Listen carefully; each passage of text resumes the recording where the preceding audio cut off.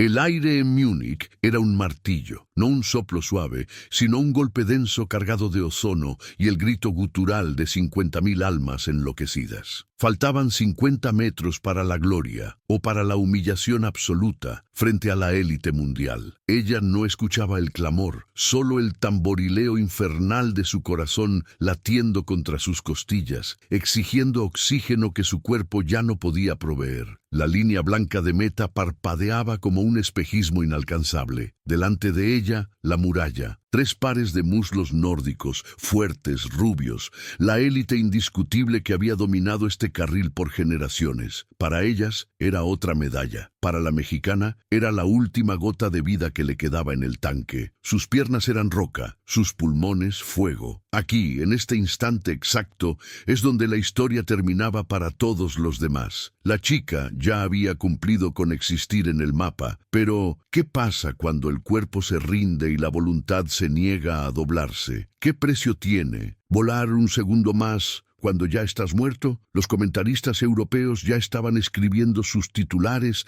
la narrativa estaba totalmente cerrada, sellada por la lógica histórica. La alemana, la neerlandesa, la sueca, repartiéndose el podio y la gloria como siempre se hacía en esta pista. La chica del número 4, la intrusa con piel de tierra y el uniforme color cactus, era una nota al pie de página, una postal exótica. Su lugar era el 5º, quizá el 6º, manteniendo la distancia respetuosa que el tercer mundo debía mantener. Nadie, absolutamente nadie en ese estadio apostaba un solo euro por ella en ese sprint final. Lo que vieron a continuación no fue un esfuerzo atlético medido, sino una profanación visceral de su orden establecido. Fue un corte de sierra atravesando la seda. Cuando la fatiga debería haberla hundido en el suelo de tartán, ocurrió lo imposible. Un músculo que nadie sabía que existía, una reserva de furia acumulada por años de ser subestimada y tratada como estadística, se encendió. Vieron el cambio. La biomecánica perfecta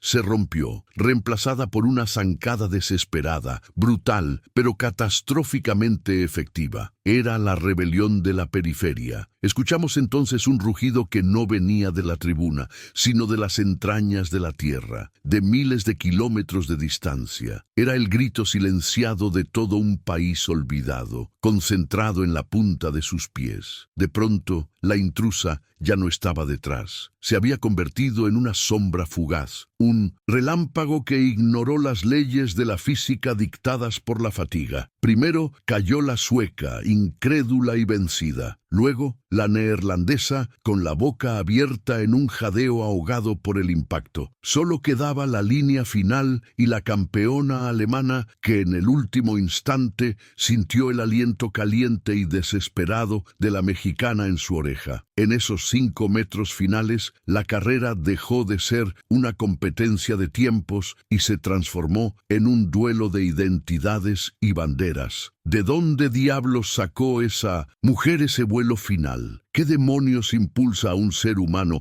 a negarse a perder cuando el reloj y el destino ya lo han sentenciado? Para entenderlo, debemos retroceder a la arcilla y el polvo, al lugar donde esta épica se gestó. Era el corazón gélido de Europa, donde el deporte no es solo un juego, sino una industria pulida con siglos de historia y millones de euros invertidos. El aire aquí no olía a asfalto caliente o a tortillas recién hechas, sino a césped recién cortado, formalidad y disciplina fría. Este circuito no era un espacio amable, era un juicio de fuego, un escaparate para las potencias hegemónicas y la validación de sus presupuestos infinitos. Las gradas estaban llenas de expertos con cejas levantadas, esperando ver la ejecución perfecta, la táctica milimétrica, la confirmación de la superioridad occidental. Nuestra historia nos lleva a una de esas ciudades grises y elegantes, donde cada fachada de edificio resuma arrogancia y éxito programado. Era el santuario de Mindusim. La élite y la mexicana era, a ojos de todos, una intrusa ruidosa y destinada al fracaso. Frente a ella, las rivales europeas eran máquinas calibradas. Eran suizas, alemanas o nórdicas, cuerpos esculpidos en gimnasios de vanguardia,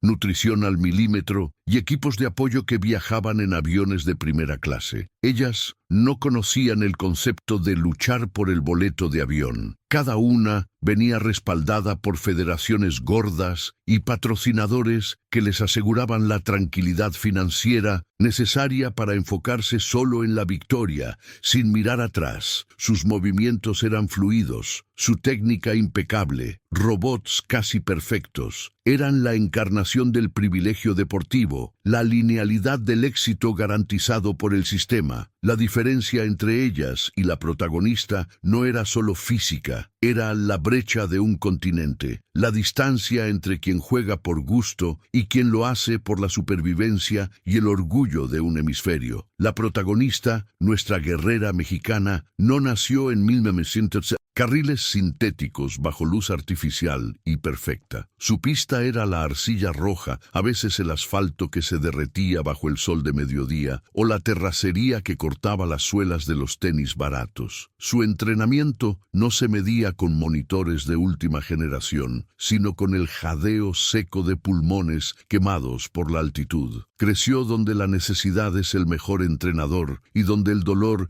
es solo un compañero constante. Esa aspereza geográfica forjó una resistencia que no se enseña en ninguna academia europea, una tenacidad que se aprende al fallar 10 veces y levantarse 11, sabiendo que no hay red de seguridad ni plan B, solo el camino brutal hacia adelante. Mientras las europeas cambiaban sus zapatos especializados cada mes, nuestra corredora estiraba la vida útil de sus zapatillas hasta que las suelas se despegaban por completo, reparándolas con pegamento industrial y fe. Su equipo era su madre cargando las botellas de agua y, si tenía suerte, un entrenador dedicado que trabajaba ad honorem en las tardes. No había masajistas ni dietistas pagados, había frijoles, arroz y la fe ciega en un cuerpo que ya había sido exigido hasta el límite de la ruptura. Cada viaje a Europa era una odisea financiera, una colecta desesperada entre vecinos y pequeñas becas que nunca cubrían los costos reales de competencia. Llegaba exhausta por el trayecto y la preocupación, no por el entrenamiento. Ella no solo corría contra sus rivales, corría contra la deuda y contra la indiferencia institucional que la había dejado sola. Lo que impulsaba a esa mujer no era la gloria personal que buscan los atletas consentidos, sino la obligación de volver a casa con la frente en alto. Ella corría con el sonido de los mercados abarrotados, con el olor a tierra mojada después de la tormenta y con el eco de las promesas hechas a una familia que lo había sacrificado absolutamente todo. Cada gota de sudor era un pago. Cuando corría en la soledad del amanecer, en el silencio brutal de la sierra, no estaba solo entrenando los músculos, estaba forjando el espíritu indomable, estaba canalizando toda la frustración histórica de ser subestimado, de ser el otro, que siempre debe demostrar el doble para obtener la mitad de reconocimiento. Esta rabia controlada, este motor visceral de orgullo, era su verdadera ventaja oculta, algo que el análisis estadístico de la élite nunca podría medir. Llevar la bandera mexicana en el pecho no era un adorno para la foto del podio, era una carga pesada de millones de corazones que buscaban un respiro, una victoria que no fuera política ni económica. En esas pistas frías, Héroa no era solo una mujer, era el reflejo vivo de un país complejo, hermoso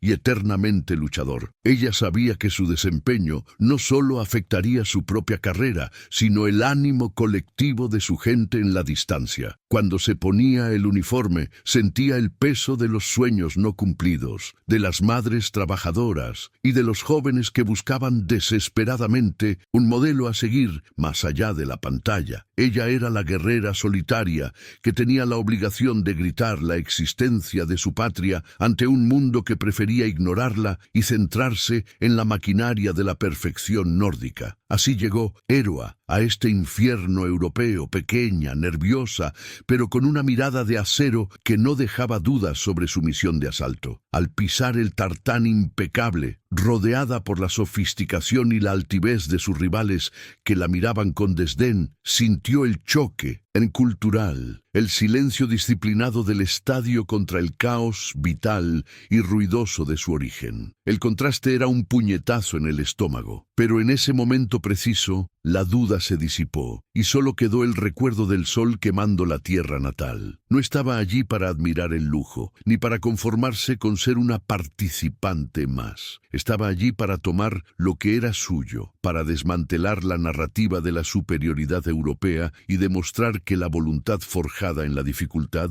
es un arma más, poderosa que cualquier patrocinio o sistema millonario. El silencio que precedía la activación era más pesado que el carbono de sus bicicletas. Las europeas, moviéndose con una precisión clínica, casi arrogante, apenas registraban la presencia de la mexicana. Ella, junto a su pequeño equipo de soporte, podía sentir las decenas de ojos que analizaban su uniforme, su calzado, su modesto patrocinio. El escepticismo no se susurraba, se llevaba grabado en los gestos fríos de los entrenadores y directores deportivos. Era el olor de las colonias costosas mezclado con el sintético aroma de la pista, una mezcla que gritaba club exclusivo al que no pertenecía. Ajustó el casco, sintiendo el peso de un continente entero esperando su colapso inevitable. No eran solo rivales, eran guardianes de una tradición que creían que ella no había ganado el derecho de profanar. Ellos veían una turista, ella veía su destino, y entonces, justo antes de que la llamaran a la línea de salida, sucedió el Desire que partió el aire. Una de las figuras clave del equipo neerlandés, una mujer de físico imponente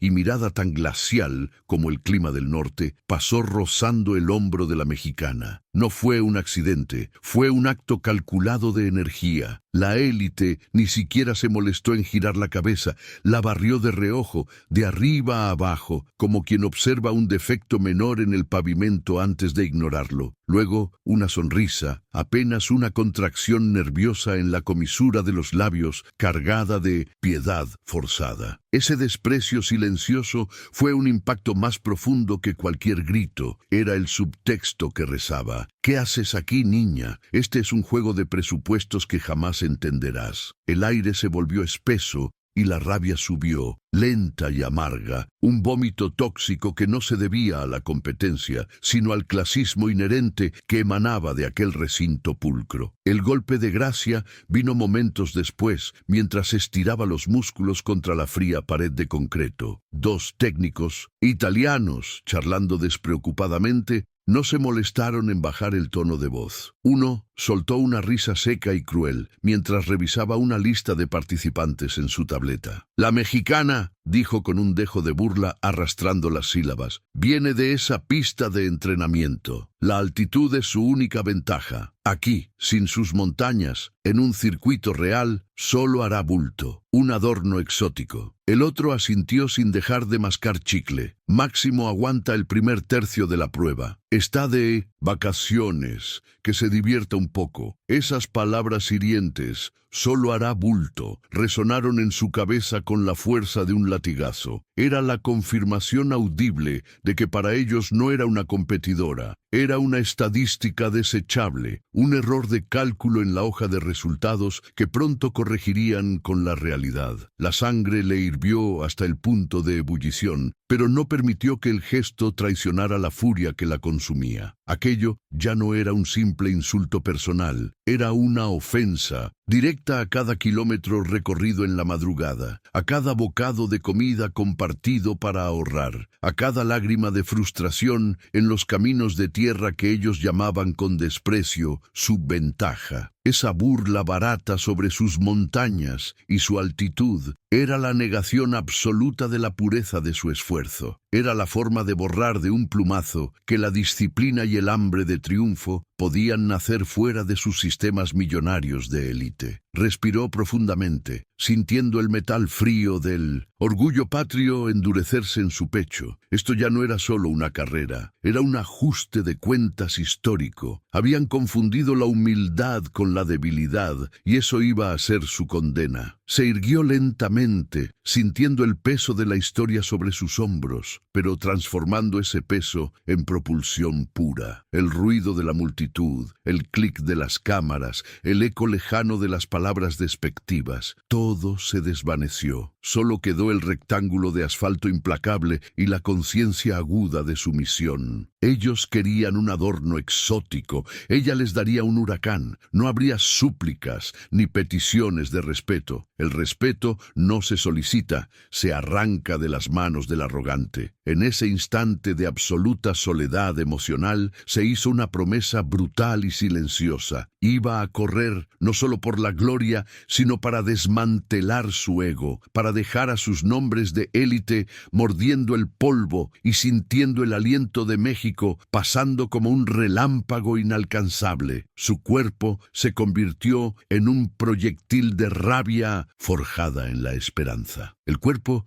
se convirtió en un proyectil de rabia forjada en la esperanza, pero la esperanza sin metodología es solo un deseo infantil. Por eso, lo primero que hizo fue desaparecer del mapa. Se metió de lleno en el purgatorio personal del entrenamiento, cortando todos los lazos superfluos y dejando atrás el ruido insidioso de las expectativas externas. El olor a sudor rancio, a tierra mojada y al alimento barato se volvió su único perfume. Cerró la puerta a las fiestas, a las redes sociales, a cualquier distracción que pudiera robarle un latido de concentración, sabiendo que el tiempo era ahora un lujo que solo podía gastar en la pista. Su reloj biológico se reajustó a la brutalidad de las madrugadas en la montaña, donde el aire delgado no ofrecía consuelo, solo resistencia. Tenía que forjarse a sí misma, no en el acero, sino en el dolor consciente, metódico y progresivo. La transformación física fue la respuesta directa a aquella promesa silenciada. No era suficiente ser rápida, tenía que ser implacable,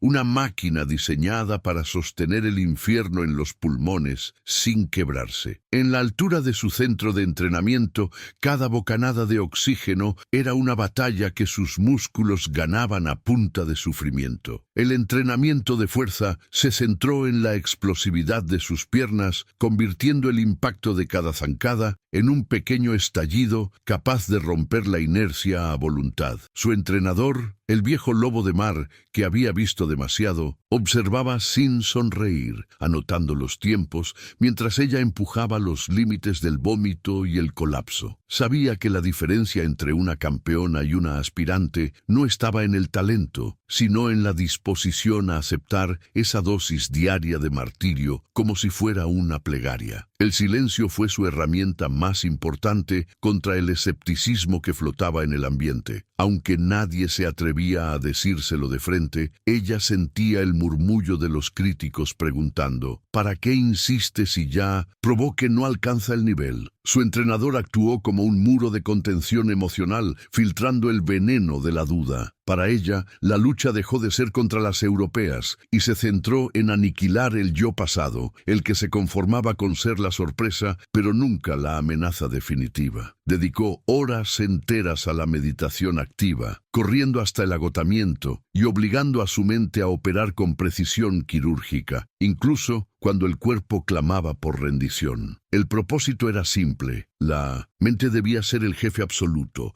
y el cuerpo un sirviente obediente, capaz de ejecutar órdenes que rozaban la locura. Cada amanecer en la pista de tierra batida parecía un ritual de iniciación. El olor a ozono y a polvo levantado por la sequía se incrustaba en su piel. Era un paisaje monótono, sin el glamour de las pistas de tartán de primer mundo, pero era suyo, un campo de batalla forjado con la humildad de su origen. Los entrenamientos de ritmo se extendían hasta que el sol picaba como agujas incandescentes, obligándola a replicar la fatiga del último kilómetro de una carrera decisiva cuando las reservas de glucógeno están agotadas y la voluntad es la única que sostiene los huesos. No había piedad, no no había excusas. Si el dolor era el precio de desmantelar la arrogancia de la élite europea, entonces lo pagaría con creces, transformando cada gota de sudor en un gramo de velocidad irrefrenable para la recta final. El sacrificio dietético era igual de cruel que el físico. Olvidó los sabores dulces y reconfortantes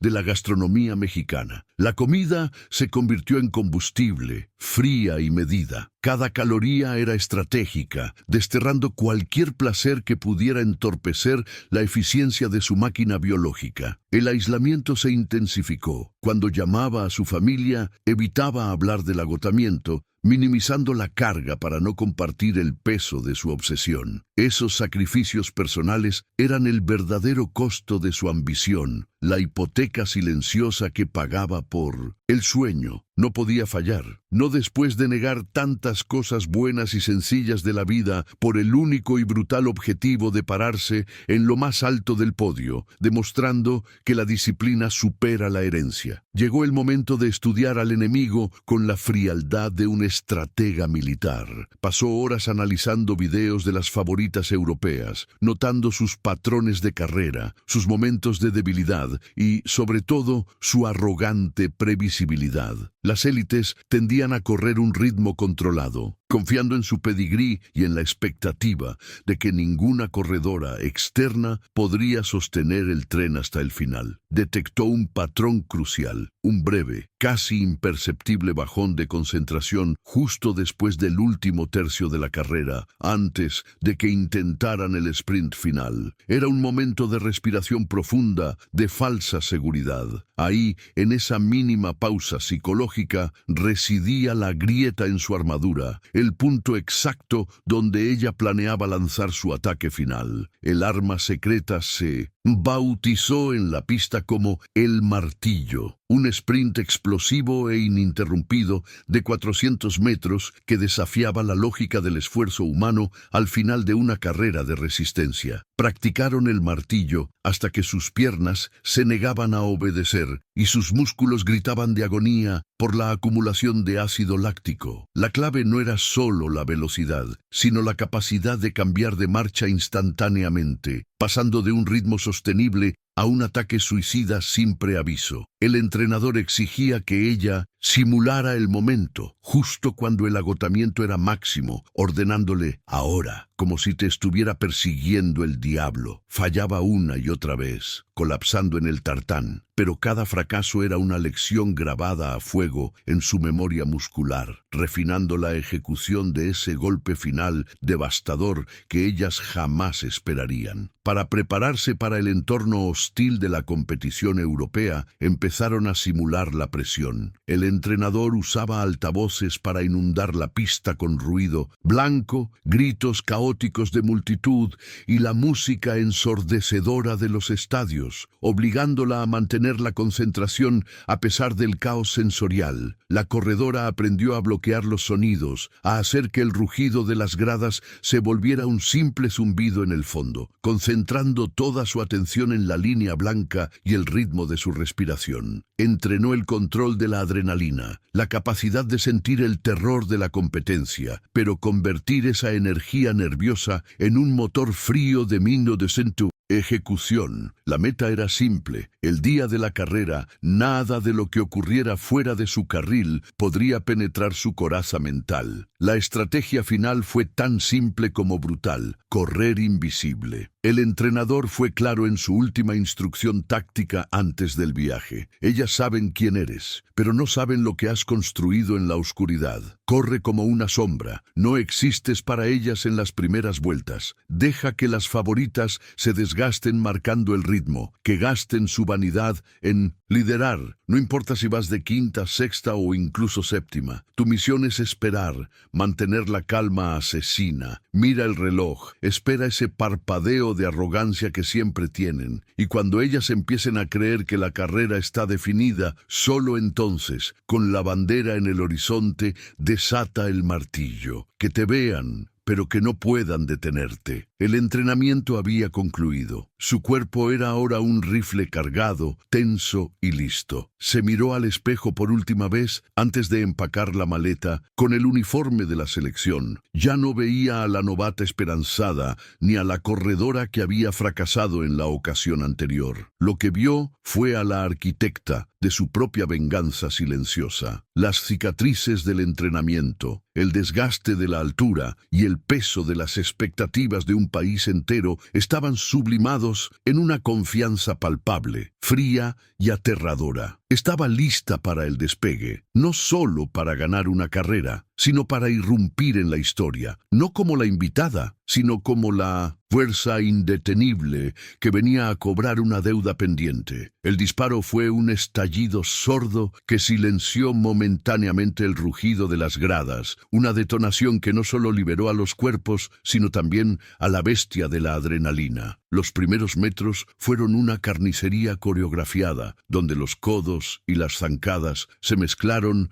en una danza brutal por la posición. Sintió el frío aire europeo cortar sus pulmones, pero era un frío diferente al miedo. Era la bienvenida del combate. Se pegó al carril interior, intentando evitar la turbulencia de las favoritas que, como depredadoras entrenadas, buscaban imponer su ley desde el inicio. Su mente, entrenada para el caos, registraba el ritmo cardíaco acelerado de las demás, un coro rítmico de ambición desenfrenada. Sabía que esta primera vuelta no era de velocidad, era de supervivencia y de respeto, la carta de presentación que definiría quién tenía derecho a pelear hasta el final y quién se resignaría a ser solo el paisaje. La estrategia inicial se mantenía: no quemar las naves, mantenerse en el tercer grupo, visualizando las espaldas de la alemana y la holandesa, las líderes indiscutibles de la temporada. Pero la élite no juega limpio, su cadencia era una amenaza constante, un recordatorio físico de la diferencia de ligas. En el minuto 2, una ráfaga de viento lateral casi la desequilibra. Un pequeño fantasma de la inexperiencia en pistas de este calibre. Respiraba hondo, tratando de ignorar el ácido que ya comenzaba a formarse en sus muslos. Esa advertencia temprana de que el cuerpo podría fallar mucho antes que la mente. Recordó las palabras de su entrenador: sé un fantasma hasta que decidan que el juego es de verdad. Su tarea era simple, aunque físicamente insoportable: existir sin ser vista, pero lo suficientemente cerca para morder. La tensión era un cable tirante bajo sus pies, y entonces sucedió. En la curva de salida del segundo giro, forzó demasiado la pisada, intentando cerrar un hueco que se abrió efímeramente. Un golpe seco de un taco ajeno le rozó el talón, desestabilizándola por un microsegundo que se sintió eterno. No cayó, pero el esfuerzo por recuperar el centro de gravedad fue un latigazo muscular que le robó oxígeno valioso. El dolor no fue solo físico, fue un relámpago de pánico, la confirmación de que un solo error en este nivel se paga caro. La adrenalina se disparó, no para impulsarla, sino para advertirle del peligro inminente. Las europeas percibieron la vacilación. La manada olía la sangre y el ritmo se incrementó ligeramente. Era la primera prueba de fuego, el recordatorio cruel de que, aunque su confianza era de acero, su cuerpo seguía siendo mortal. La mente gritó la pregunta prohibida, la que no se permite en la alta competencia: ¿qué haces aquí? La duda entró como un escalofrío helado que amenazaba con paralizar sus músculos. Vio la perfección robótica de la corredora sueca a su derecha, su respiración uniforme, su postura inquebrantable, y por un momento la disparidad de recursos y preparación se hizo tangible. Se preguntó si toda su fuerza de voluntad, todo el patriotismo que cargaba, realmente podría suplir la experiencia de décadas invertida por sus rivales. Este no era solo un duelo de piernas, era una guerra psicológica de linajes. Cerró los ojos por un instante, apenas un parpadeo en la velocidad del evento, y en esa oscuridad vislumbró el rostro de su abuela, el recuerdo de la tierra seca y la promesa de no rendirse. La duda no se fue, pero fue empujada a la esquina, convertida en un combustible ácido. El ataque vino de la favorita danesa, un cambio de ritmo brutal y sin previo aviso, un movimiento diseñado específicamente para romper los límites de las menos experimentadas. Era un jaque al cuerpo, una invitación a colapsar. La mexicana sintió cómo se le aceleraba la respiración, un sonido gutural que resonaba en sus oídos. El grupo se estiró violentamente, creando una brecha peligrosa de casi 2 metros. Este no era un sprint, era un castigo físico sostenido para ver quién se quebraba primero. Se vio obligada a tomar una decisión instantánea, igualar la velocidad y arriesgarse a quemar todo su tanque, o ceder y ver cómo la medalla se alejaba irreversiblemente. Escogió la rabia, apretaba los dientes, sintiendo el gusto metálico de la fatiga, mientras su zancada, forzada, intentaba mimetizarse con el ritmo infernal de la cabeza. El mundo se había reducido a una cacofonía ensordecedora y un olor acre. Podía oler el sudor salado de la competidora que corría pegada a su espalda, el caucho quemado de la pista bajo el sol artificial y el hedor a hierro caliente en su propia garganta, señal inequívoca de la hiperventilación. El rugido de la multitud se había distorsionado, transformándose en una masa de ruido blanco que solo ocasionalmente dejaba pasar un grito claro, incomprensible pero urgiendo al dolor. Cada inhalación era un ardor punzante, cada exhalación un esfuerzo consciente de deshacerse del dióxido de carbono tóxico. No había tiempo para el pensamiento complejo, solo para la acción reactiva. Pie, pierna, respiración. La carrera era ahora una experiencia puramente visceral, despojada de la técnica pulida. Era solo resistencia bruta contra la aniquilación. Cruzaron la marca de la mitad de la prueba y el ritmo, aunque alto, se estabilizó en una molienda dolorosa, un estado de sufrimiento administrado. Era la etapa donde las piernas se sentían como plomo y la mente debía convencer al cuerpo de que el umbral del dolor aún no se había alcanzado. Miró hacia abajo, a sus tenis, y vio el borrón del pavimento pasando a una velocidad vertiginosa. Se enfocó en la espalda de la corredora líder, convirtiendo su uniforme en un faro inamovible, su único punto de referencia en el vendaval. Era una negociación constante. ¿Cuánto más puedo dar sin romperme? La respuesta llegaba en forma de una punzada en las costillas o un calambre fantasma que amenazaba con aparecer. Aquí no se gana por habilidad, sino por la capacidad de tolerar la agonía por más tiempo que el adversario, y ella estaba pagando el precio de entrada a esa élite. El agotamiento hizo una jugada traicionera. Sus pies se sintieron pesados, y en el momento de levantarlos, apenas rozó el borde del carril. Su tobillo cedió ligeramente, un deslizamiento sutil pero catastrófico. Su cuerpo se inclinó peligrosamente hacia la pista. Por un instante, vio el asfalto acercarse y en su mente se dibujó la imagen del fracaso total, la caída humillante que terminaría su sueño antes de tiempo. Un grito ahogado se escapó de sus labios. Logró enderezarse con un esfuerzo desesperado, un tirón violento de los músculos de la espalda, pero el susto había sido un electroshock. Curiosamente, ese casi accidente la despertó del letargo de la fatiga. El miedo a caer se transformó en una claridad fría. Si iba a romperse, no sería por un tropiezo tonto, sino por una decisión consciente de pelear hasta la última fibra. En medio del Sito-Sendoshi, caos y el jadeo, una frase regresó a ella,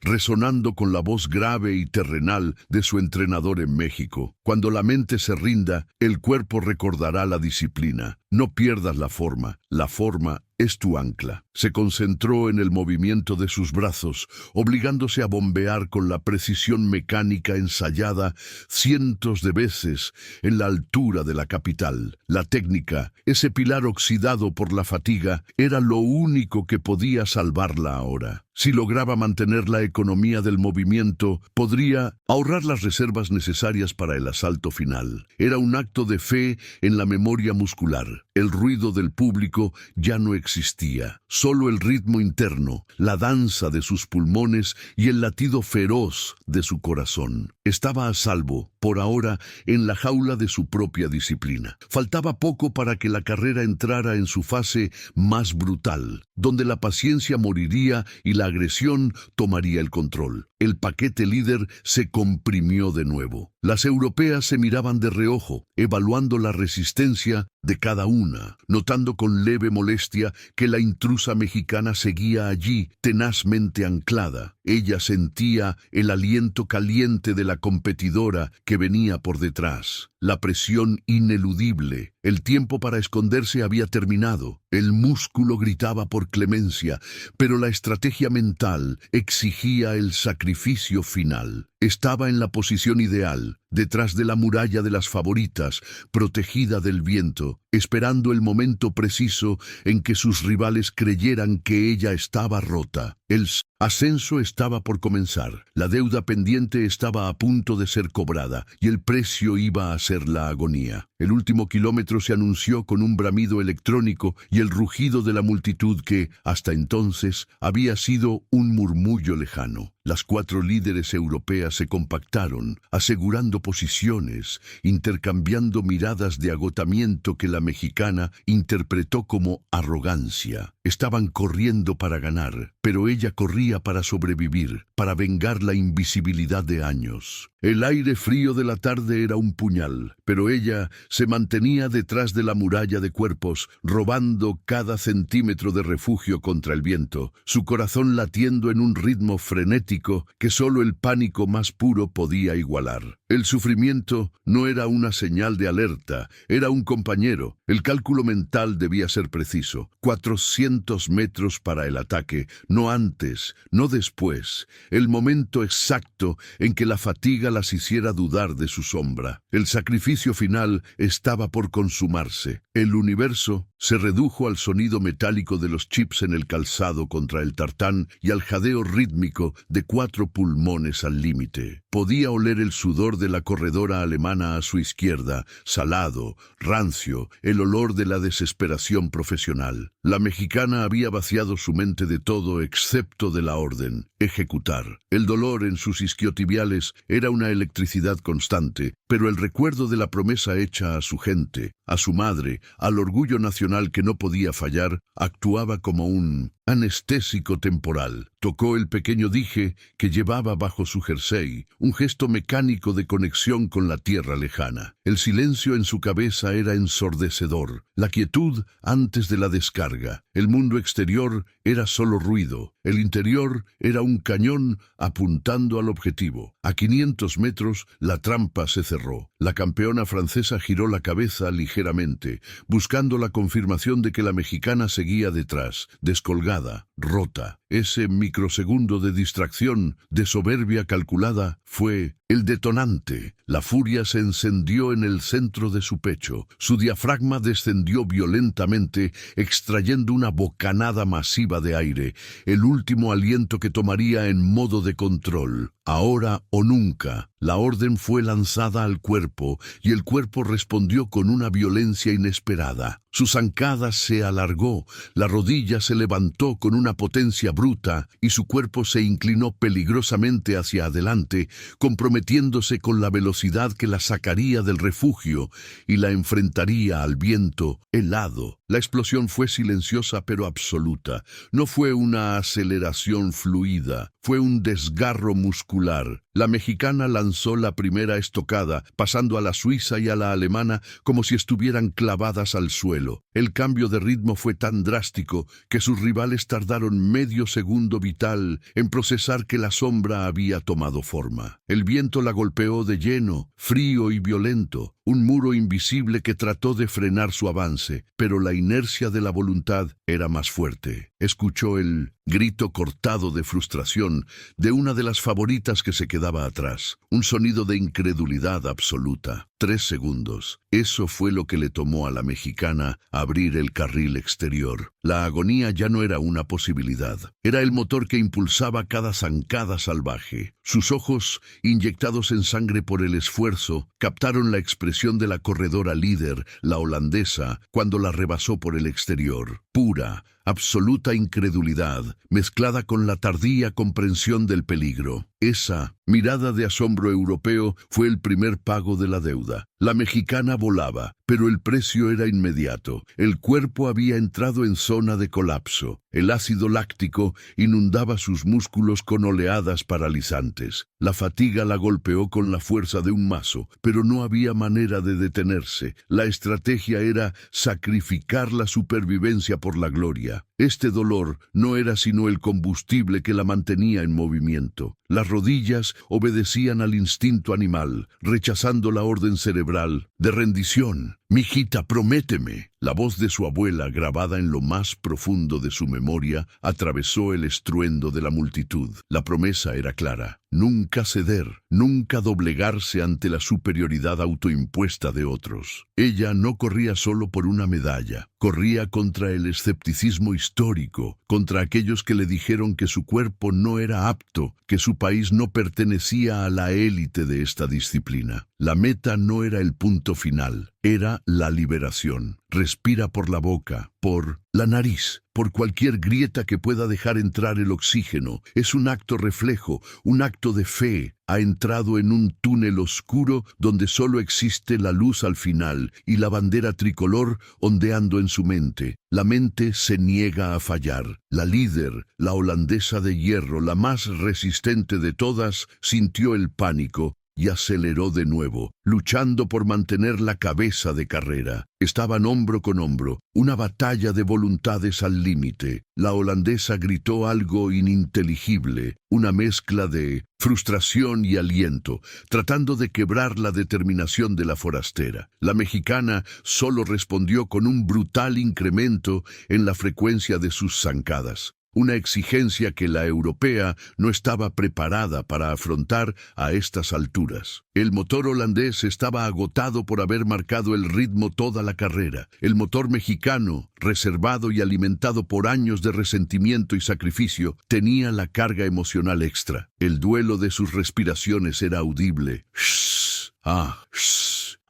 Una iba hacia la victoria, la otra hacia el colapso inevitable. A 100 metros, la holandesa se rompió. Su forma se desmoronó a la derecha, incapaz de sostener la velocidad de escape de la mexicana. La línea de meta era un faro de luz blanca que prometía redención. La mexicana sabía que no podía mantener este ritmo infernal por más de 50 metros. El dolor era tan denso que la disociación era total. Ya no sentía el cuerpo, era solo una máquina de movimiento liberada. Sus brazos bombeaban con la furia de un boxeador en el último asalto. El rugido del público, que ahora había comprendido la magnitud de la hazaña, pasó de ser un murmullo a un grito sísmico de júbilo en español. No hay sonido más poderoso que el de la esperanza colectiva gritando tu nombre en un territorio ajeno y hostil. 20 metros, 10 metros. Ella no corrió, se lanzó, extendiendo el pecho hacia adelante, los ojos cerrados en un gesto de agonía y éxtasis. La cinta de meta se rompió contra su piel con un chasquido casi imperceptible, el sonido más final y más dulce que jamás había escuchado. Un silencio instantáneo golpeó su oído interno. El mundo se detuvo por medio segundo mientras cruzaba el umbral. El cuerpo, liberado de la necesidad de obedecer, se rindió. Las piernas cedieron y la inercia la llevó a tropezar peligrosamente. Las luces, las caras, todo se volvió borroso y distante. Lo único real era el sabor salado de la victoria mezclado con el cobre de la sangre. El ascenso estaba completado. El precio había sido pagado. Cayó al pavimento sin un atisbo de celebración, solo por la implosión física total. El oxígeno regresó a sus pulmones en oleadas dolorosas. Cada respiración un martirio, pero un martirio redentor. Su cuerpo yacía inmóvil mientras los gritos de «México, México» resonaban con una potencia presencia abrumadora. Giró la cabeza lentamente, buscando el marcador gigante, confirmando la leyenda escrita en dígitos luminosos. El número 1 junto a su bandera. La promesa estaba cumplida. Las lágrimas no eran de alegría inmediata, eran la descarga de años de presión, de la furia que la impulsó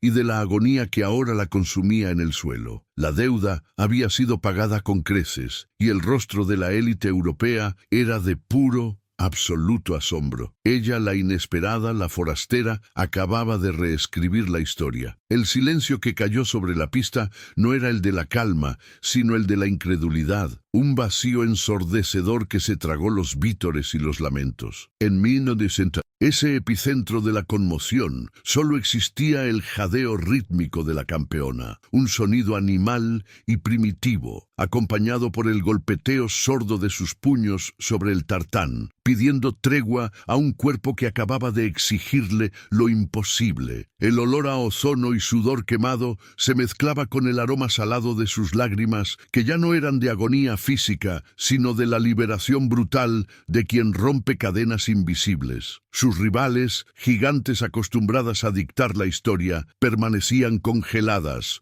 sus cuerpos tensos en la línea de meta, sus miradas perforando el marcador digital en busca de una corrección, de un error estadístico que nunca llegaría. El tablero, ese juez frío e inmutable, parpadeó una última vez, solidificando el orden de llegada en neones implacables. El 1. El maldito número 1 estaba asignado a un nombre que no encajaba en sus narrativas de privilegio y herencia deportiva. Era el nombre de la forastera, de la que no tenía presupuesto ni patrocinadores de primer nivel, solo una fe testaruda, forjada en la altura. El asombro en los rostros de las entrenadoras europeas era la verdadera medalla de oro, una mezcla tóxica de respeto forzado y humillación pública. En ese instante, la geografía del poder en el deporte se había desplazado violentamente. No fue solo una carrera, fue una declaración de guerra cultural ganada en la trinchera del esfuerzo puro. Entonces, el silencio se rompió, no por el grito unificado del estadio, sino por un rugido localizado,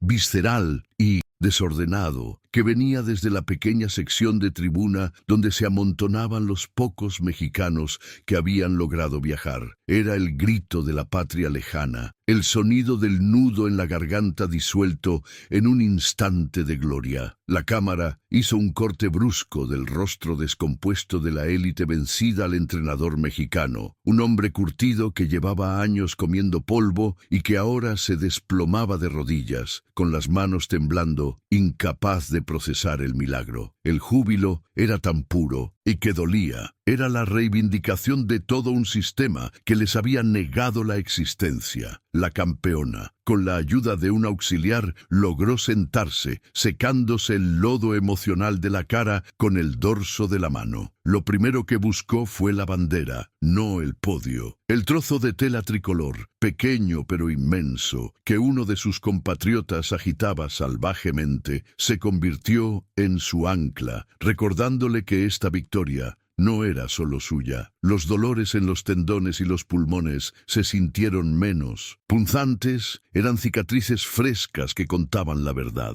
Levantó la mano en un gesto de gratitud tembloroso y en ese movimiento se concentraron los madrugones bajo la niebla, las dietas estrictas y las incontables horas en solitario, lejos de los focos y los lujos que sus rivales daban por sentados. En la sala de prensa, los periodistas acostumbrados a escribir sobre récords predecibles se agarraban la cabeza, borrando y reescribiendo la primera línea de sus crónicas. La palabra inesperado se quedaba corta. Esto era un cisma. Los canales deportivos transmitían la repetición del último tramo en un bucle hipnótico. La mexicana, emergiendo de la nada, con una zancada desesperada y perfecta. En México, los claxons tronaban. La gente salía a las calles en pijama. Esta no era solo una hazaña deportiva, era la prueba de que el talento, cuando se le inyecta la rabia justa contra la injusticia, puede demoler muros de concreto. La noticia corrió como pólvora, llevando una sensación embriagadora de justicia a quienes se sentían permanentemente invisibles. Las rivales, por su parte, comenzaron a moverse con una rigidez incómoda. La deportividad les obligaba a acercarse, a ofrecer un apretón de manos vacío de significado, pero cargado de respeto. Se notaba en la forma en que evitaban el contacto visual con la ganadora, en la prisa con la que recogían sus bultos y se dirigían al túnel. Habían sido superadas por una fuerza que no entendían, por una competidora que había corrido con el hambre de